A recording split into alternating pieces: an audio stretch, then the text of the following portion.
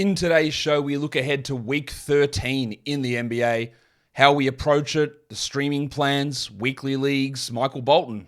Thanks, Josh. It's Michael Bolton here, and it's time for another episode of the Locked On Fantasy Basketball Podcast. Let's get to it. Let's get to it, indeed.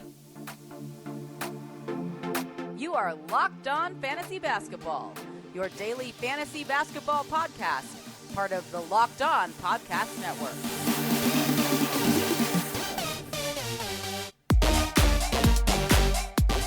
Hello and welcome to the Locked On Fantasy Basketball Podcast, brought to you by Basketball Monster. My name is Josh Lloyd and I am the lead fantasy analyst at basketballmonster.com. And you can find me on Twitter as always at redrock_bball and TikTok at redrock_bball and on Instagram at Locked On Fantasy Basketball. Thank you for making Locked On Fantasy Basketball your first listen every day. We are free and available on all platforms. We're here to look at week 13. This will make us about halfway through the NBA regular season, over halfway through the fantasy regular season, of course, with probably like 7 to 8 weeks to go until fantasy playoffs. So it's starting to get more towards that. Let's start to look at the playoff situation. I'm not there yet. I'm not making deals, I don't believe, for playoff schedules or really focusing significantly on that. There's still a long way to go before we get there. But we're starting to get closer to the trade deadline, and all that stuff is starting to come a little bit more into focus. Let's have a look at how this week plays out. Warning. Let's get it on, Gilly. All right. It is an all-stream week. There are no games, there are no days with over 10 games, or not even a single day with 10 games. So that means we can stream every day. You don't get these weeks very often. This is honestly the perfect week for fantasy. It's the perfect week for watching the NBA. It's the perfect week for me talking about the NBA. We've got a minimum 6 games and a maximum 9. This is literally how it should be every single week. And it annoys me that it's not, but this is where it is, and I love it. I love these weeks. We don't get them often, so just enjoy it.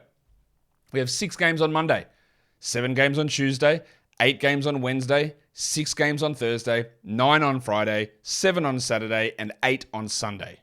Perfect. But again, that means we can stream every single day. But that's a great, great schedule. Not as many games as last week. Last week we had 21 teams playing 4 games. This week we have 13. We have 16 teams that play 3 games, and the Nets sit with 2.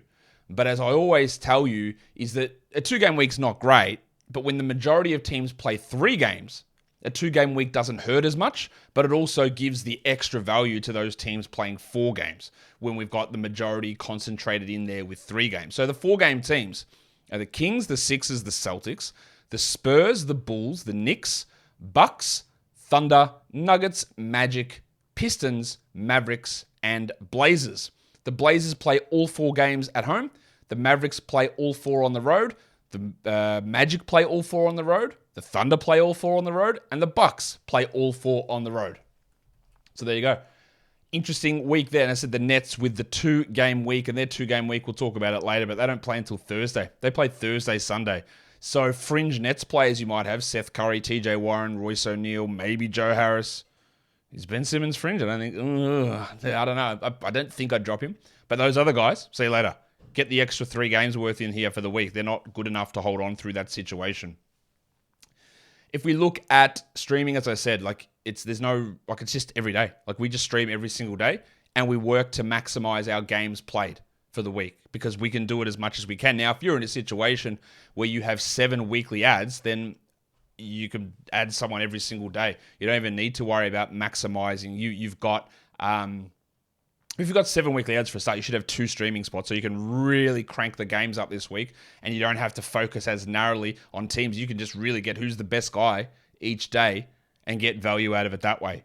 And that's, again, it's a little bit of a change in strategy this week versus what we may have had in other weeks.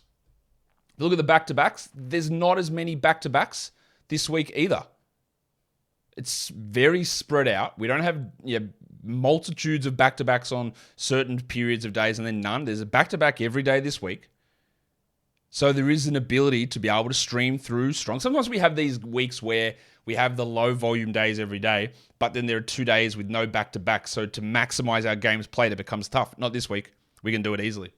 Heading into the week, We've got Sunday, Monday. So end of week 12 into start of week 13. The Grizzlies play that back-to-back. Monday, Tuesday, it's the Magic who have that back-to-back. Tuesday, Wednesday, it's the Suns and the Pistons. I've put a little bit of caution there on Phoenix because Chris Paul hurt his hip. I don't know whether he's going to be able to play, but with a sore hip and a back-to-back, there is a chance he sits one of those games. And we know Cameron Payne's out. We know Devin Booker's out. We know Cam Johnson's out. So there's going to be opportunities for Dwayne Washington, Landry Shamet, Torrey Craig, Damian Lee. All of those guys become stream options if Paul does sit one of those games. We've got the Wednesday, Thursday back-to-back. It's the Bucks and the Celtics, two teams with significant rest risk. You've got Al Horford with his back-to-back spasms. You've got Giannis in his knee. You've got Chris Middleton, if he's even alive. You've got Drew Holiday with resting. You've got Brook Lopez who could rest. There is a lot of guys who could rest, which is annoying if you have them, but it opens up more opportunities for streaming for other players. You got Rob Williams, who probably sits as well for the Celtics, of course, with that back-to-back. Thursday, Friday, it's the Thunder. Friday, Saturday, it's the most back-to-backs we have. It's the Pacers, Hawks, Jazz, and Wolves on the Friday, Saturday. And then Saturday, Sunday, the weekend, the Sixers. I think you'd have to be a little bit cautious about Joel Embiid there. I don't know about Maxey or Harden. I expect they'll be okay, but you never know. The Mavericks and the Blazers have the weekend back-to-back. Heading into week 14, we've got the Knicks, the Warriors, the Lakers, and the Rockets. That's from week 13 into week 14. And of course, the Warriors, the Klay Thompson rest, the Lakers, maybe LeBron. We know he's sat quite a few games on back-to-back, so that's something to watch as you head into week 14. Today's episode is brought to you by TurboTax. Go to TurboTax and don't do your taxes. Meet with an expert who'll do them for you. TurboTax experts can relieve you from the stress of taxes and file for you. So you can do not taxes. Show your eyes things that are not taxes. Unpack a moving box of not taxes. Taste not taxes. Sing not taxes a lullaby. Hope not taxes sleeps through the night. Grab a saddle and ride not taxes into the sunset.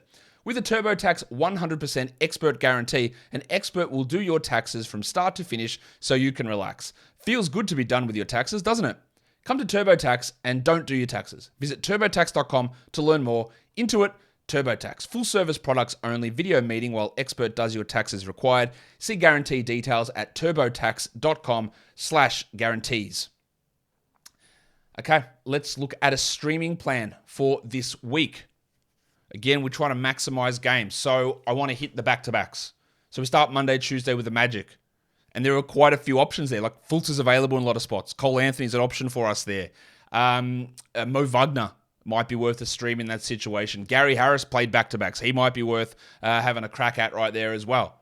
But getting 2 games for the price of 1 ad is important. And then on Wednesday, you got a choice between the Celtics and the Bucks. Now, I just detailed a bunch of guys who might be out. But Brogdon, White, Grant Williams, maybe you throw in Sam Hauser. Look, if Horford sits one and Rob Williams sits one, Hauser and Luke Cornett might become sneaky stream options in a little bit deeper formats. And for the Bucks, you got Pat Connaughton, you got Grayson Allen, you've got Bobby Portis, obviously, but he's going to be rostered, I'm sure. Ingles is going to sit one of those games, so he's not going to be an option. Javon Carter, although he's been putrid, but there are a few options there. On the Friday, Saturday back-to-back, we've got 4 choices: Pacers, Hawks, Wolves, Jazz. Well, on the Wolves, there's always going to be a bunch of guys, whether that's Kyle Anderson available, Naz Reid available. You got Jalen Noel. You might have the artist formerly known as Torian Prince there. In Utah, maybe Colin Sexton's back, although I don't think he'd play the back-to-back returning from the hamstring injury. You look at Walker Kessler, obviously. Indiana, Benedict Mathurin, you look at Andrew Nembhard, you look at TJ McConnell even, and in Atlanta you look at guys like Adrian Griffin Jr., DeAndre Hunter as good streamers. And then on Sunday, with your final ad, this is assuming a 4 ad maximum for the week, you just add whatever you need. What category do you need to hit, and that's how you use that last one. So that's a way we can maximize games, use our 4 waiver acquisitions to get 7 games in. That's the beauty of this sort of a week for fantasy. If you look at front and back loading, the Celtics and the Bucks, and this probably gives more fuel to the information or the idea that they will sit on one of those back-to-backs, is they play 3 games in 4 nights. Monday, Wednesday, Thursday they play. So that's an extra load on the body. So Horford, Williams, I don't think Tatum or Brown, but you never know. Maybe Smart. He said with ankle problems, he might have to sit some this season. Giannis, Drew, Middleton, Lopez, all those guys. There's risks of sitting those players there. Nets don't play until Thursday, making it really tough with a 2-game week with no games on the first 3 days of the week to really consider them, too aggressively. At the end of the week, there's 4 teams that play 3 games in 4 nights, Thursday through Sunday. The Sixers, the Thunder, the Mavericks, and the Blazers play 3 in 4 nights, which again, we talk about the load on Harden, Maxey, and Embiid. Probably going to be a sit on the back-to-back for them. Does Luka sit in 3 games to 4 nights? Maybe. He's been dealing with some ankle problems. Portland, I don't think Lillard would, but Nurkic might. We've got to watch that one. And then OKC, 3 games in 4 nights. Does that create some problems with Shea? We do have to pay attention. It's not just the back-to-back. 3 in 4 nights creates that extra load. There are 3 teams that don't play on the weekend: the Suns, the Pelicans, and the Wizards. So fringe, especially if Ingram is back, like a fringe player like a Najee Marshall becomes a clear drop, I think, to then add someone on that weekend. The Wizards, we look at, you got your Hachimuras or your Avdias or those sort of guys where you drop. And then the Suns, well, that's going to depend on Chris Paul. But if you added like a Dwayne Washington or a Torrey Craig, then they become drops to open up something on the weekend there. Today's episode is also brought to you by Built Bar. Built Bar, it's delicious. It is a delicious treat. And we all want delicious treats, but we don't want calories, we don't want fat, we don't want sugar. We just want protein and we want flavor. And that's exactly what Built Bar brings. After you get through the holidays, you've eaten so much food, you want to do things a little bit healthier. That doesn't mean foregoing all treats, though. And that's where Built Bar comes in. You get 17 grams of protein, 130 calories only, and it tastes great because their secret is they're covered in 100% real chocolate. But instead of having to go to Built.com and wait for deliveries, you can just pop into Walmart now. Or Sam's Club. At Walmart, you go down to the pharmacy section and get a box of Built Bar, the 4-bar box, cookies and cream flavor, or double chocolate, or coconut puffs. But in Sam's Club, they've got the big boy, the 13-bar box. It's got the hit flavors, brownie batter, and churro. So go to Sam's Club, go to Walmart, or go to Built.com and get yourself some Built Bars. Built Bar is built different. Let's look at possible injury returns of guys who have been out. I think we'll probably get the return of Colin Sexton this week. Not that I care too much. I'm still getting questions about, hey, Josh, should I keep holding Colin Sexton? Like, no. You absolutely don't need to have done that. You don't need to have done that at any point. No, you don't have to hold Colin Sexton. So he should return this week. And on these next 2, I don't know. But surely Brandon Ingram is back this week. If not, at least we get some information. And surely we get something on Chris Middleton. I'm hoping they're back this week. I wouldn't think the start of the week, but maybe middle of the week. But Ingram's been out since November. This has been 4 weeks for knee soreness for Middleton. What is happening? Tell us what's going on, because you just keep ruling them out one game at a time. I'd like to get some information or have them back. And we should have Bol back from his COVID absence during the week to at this point, healthy roster.